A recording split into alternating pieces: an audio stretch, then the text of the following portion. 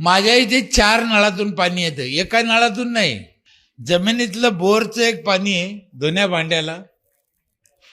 24 घंटे नळ चालू आहे, 24 घंटे. 20 वर्ष झाले 1 मिनिट नळ बंद नाही. दुसरं पाणी आहे जायकवाडी धरणातून नेलं आम्ही.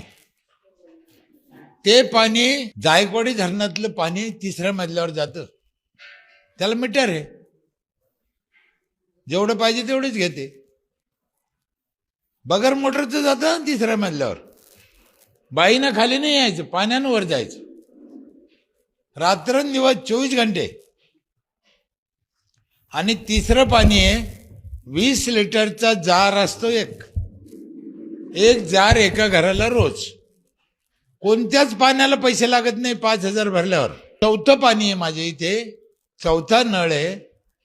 संपूर्ण गावाला रोज सकाळी 5